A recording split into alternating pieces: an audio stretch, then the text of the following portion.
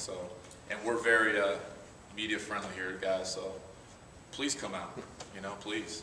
And we have a wide open situation here. We like, frankly, our philosophy is the more people that come to practice, the more my players perform, right?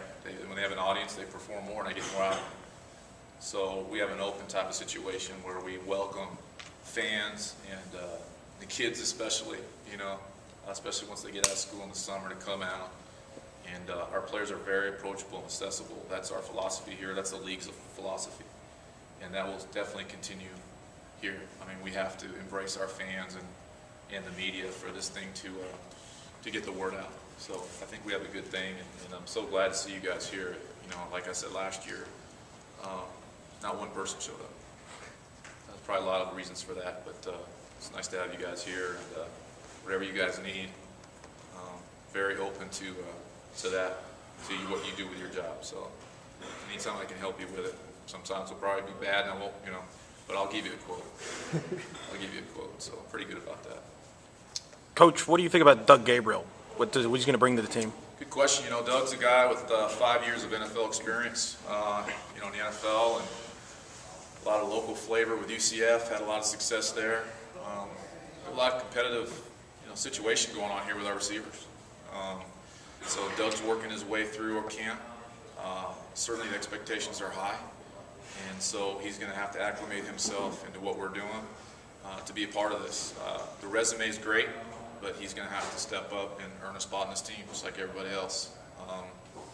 So he's doing well, though. He's doing well. He's picking it up. Tomorrow will be big for a lot of our receivers specifically. Bobby Scipio suspended week 1. We've got to find 2 guys for essentially to fill in when we go to New Orleans. And there's a big fight for that spot. And Doug's fighting for one of those spots. So tomorrow's big at the preseason game. We've only had 1 day in pads, so I'm not sure what to expect tomorrow. They've been in camp for a week and a half. We started later because of the week 1 bye. So could be a little sloppy, but that's okay. I think, basically mentally, I think the guys got what we've put in and can grasp it. And hopefully we can just turn them loose tomorrow and they can do what they do and keep it simple. And that's big for Doug and all of our guys tomorrow. I know you always want to get the best players, but how nice is it to be able to have some local guys, some tie-ins there? You've got 3 UCF guys in camp with you this year. It's nice having local flavor.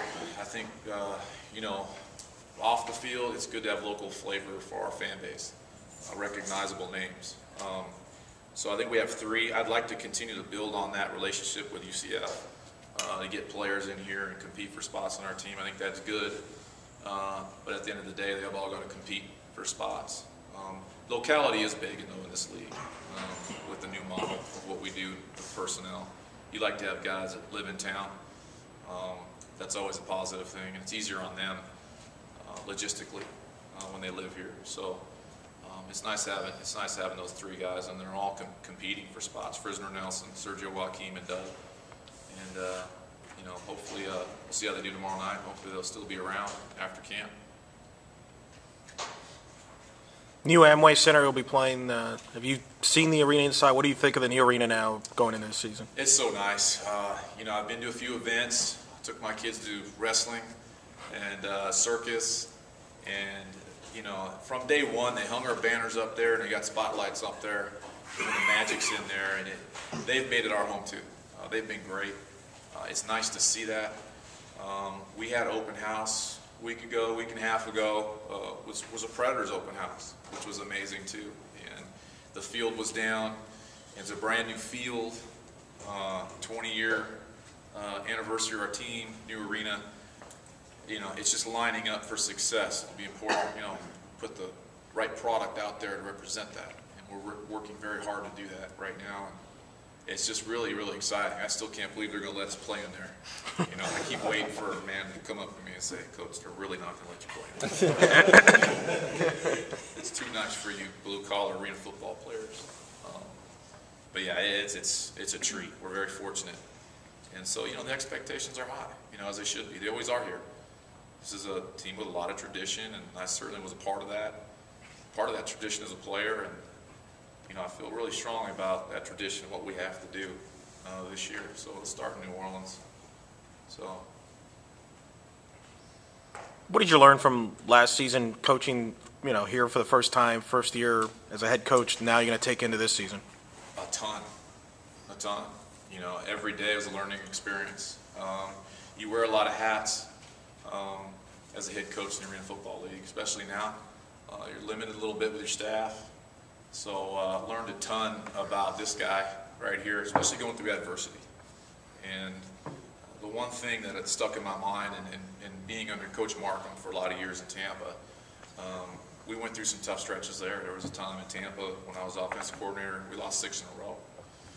And, Coach was always like, stick with the plan and remain consistent. Because we have the right plan, and we have the consistency, and we need to stay consistent in what we're doing and get the guys to buy in that approach.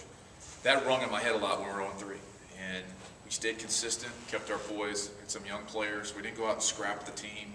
Last year we cut one player the whole year during the season. That's very unique, as you know, Jason. A lot of turnover. I felt like we had the right people. They just needed to develop. And I think patience and consistency really helped. That's the biggest thing I learned, is to go back to that coaching trait. And it worked out. I learned a ton from that. The other thing I learned is my skin got a lot thicker through the tough times.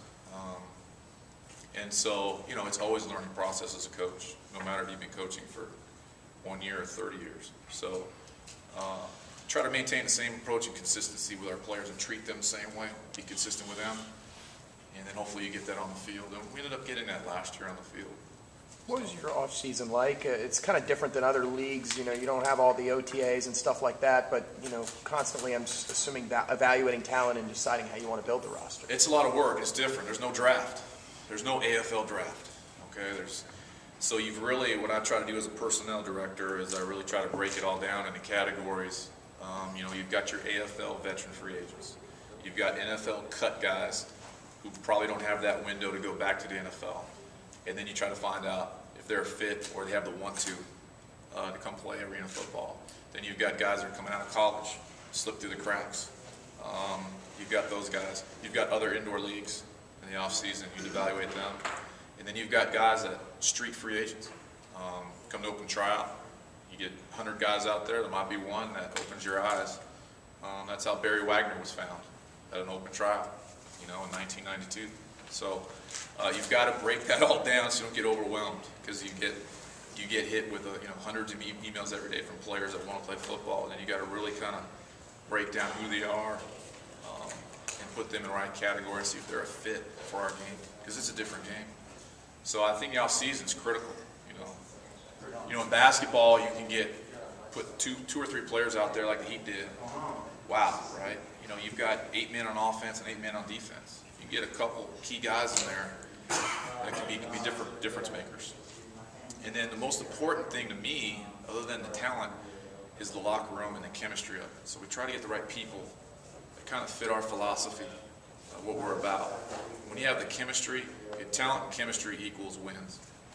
That's kind of my philosophy. Coach, you're going to see Tampa tomorrow.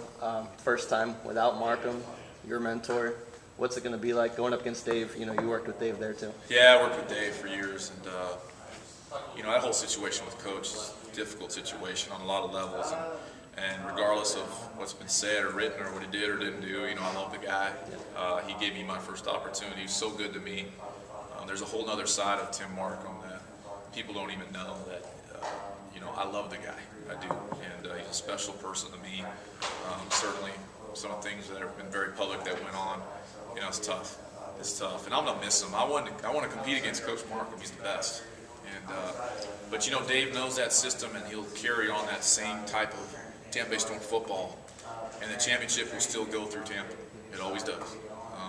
Dave will have that team ready. He may have to go through some personnel moves here and changes and get his philosophy going, but it's not going to change a whole lot. I expect, the War on F4 to still be a very competitive, and violent game.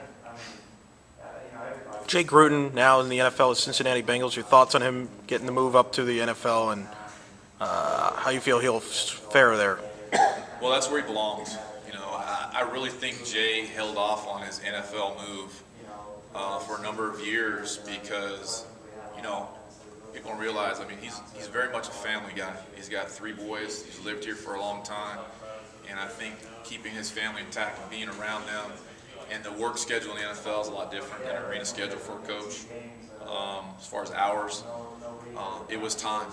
And it's such a great opportunity. He's going to do amazing in the NFL. He's a very bright mind and a very, very good coach. I learned a ton from him.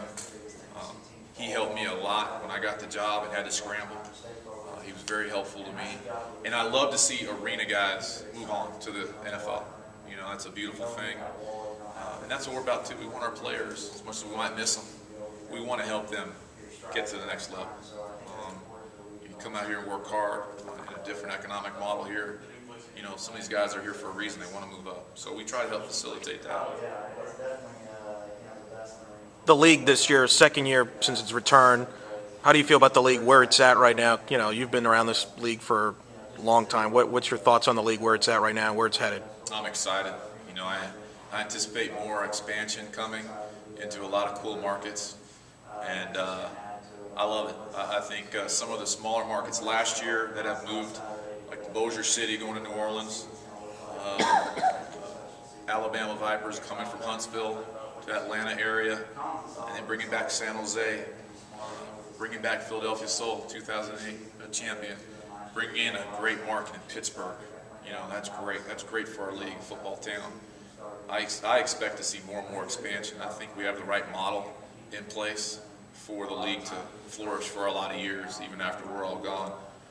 And it's a beautiful thing. I love this game. I came out to Orlando as a player in 1995, and thinking I'd come out, play a little football in the summer, and just have some fun. And then I went to sleep that night, and I woke up 17 years later, and here I am.